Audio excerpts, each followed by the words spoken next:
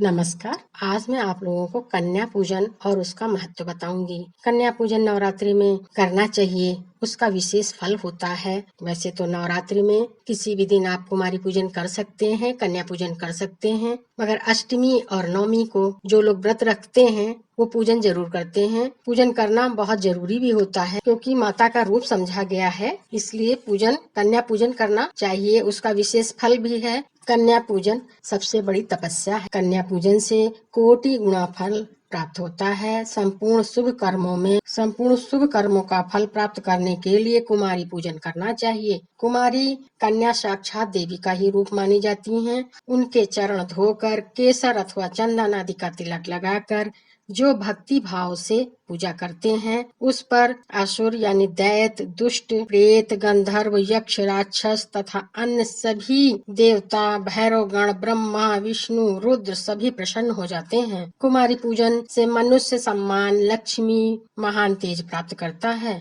महान भय, आकाश, ग्रह, भूत, अन्य बुरे स्वप्न, अन्य दुखदायी समय कुमारी पूजन से असंभव हो जाते हैं, यानी कि उनके जीवन से दुख दूर होने लगता है, बाधाएं समाप्त होने लगती हैं। विधि पूर्वक पूजा करना चाहिए। पृथ्वी, विद्या और अपमृत तथा मनुष्य के लिए नाश करती हैं। रोग और दुष्ट ग्रह शांत हो जाते हैं। कन्या पूजन का अवर्णनीय है, जिसका वर्णन ही नहीं किया जा सकता है। ऐसा फल मिलता है, इसीलिए सभी जाति की बालिकाओं का पूजन करना चाहिए। कुमारी पूजन में जाति भेद का विचार करना नहीं चाहिए। पूजन के लिए किस अवस्था तक की कन्या होनी चाहिए, यह भी मैं आपको बताऊंगी। भक्त को चाहिए कि 10 कन्याओं का पूजन करें। उसमें से भी 2 वर्ष से लेकर 10 वर्ष तक की कन्याओं का ही पूजन करना चाहिए। 2 वर्ष की कुमारी, 3 वर्ष की त्रिमूर्ति, 4 वर्ष की कल्याणी, 5 वर्ष की रोहिणी, 6 वर्ष की बालिका और 7 वर्ष की चंडिका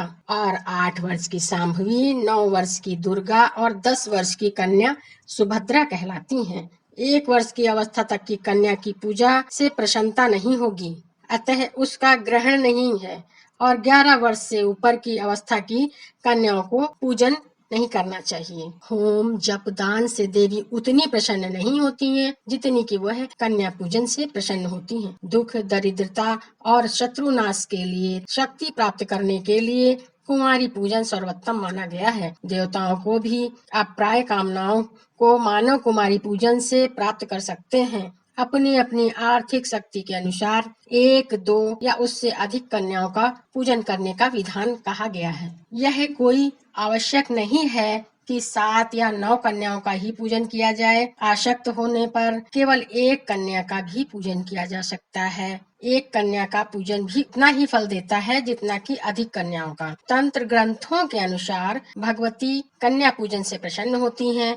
जिस स्थान पर कुमारी पूजन होता है वहाँ भगवती का निवास होता है। कन्याओं को भोजन कराने से देवी आनंदित होती हैं और कुमारी कन्याओं के रूप में अवतरणी होती हैं। इसी कारण से कन्या को देवी का रूप माना गया है। जो कन्या रूपी देवी को पूजन के उपरांत बाल प्रिय, फल, नैवेद्य, भोजन आदि से तृप्त करता है, उसने मानो त्रिलोकी को ही तृप्त कर दिया हो।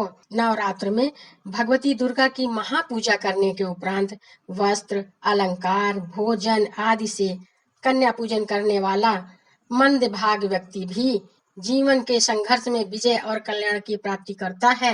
इसलिए जितना हो सके उसी तरह से अपनी यथाशक्ति, अपनी आर्थिक स्थिति के अनुसार कन्या पूजन अवश्य करें और खुशी से करें। जो कुछ भी आप कन्या को खुशी से देंगे उससे माता प्रसन्न होती हैं। कहते हैं कि माता प्रसन्न होती हैं तो मुंह मांगा वरदान देती हैं, अपना आशीर्वाद देती हैं। इसलिए हमें कन्या पूजन जरूर करना चाहिए और 11 वर्ष से बड़ी कन्या नहीं होनी चाहिए। यह थी विधि कन्या पूजन की, यही महत्व था। जोर से बोले, शेरों वाली माता की जय, चाची जोता वाली माता की जय। और कमेंट्स बॉक्स में जय माता दी लिखना ना भूलें।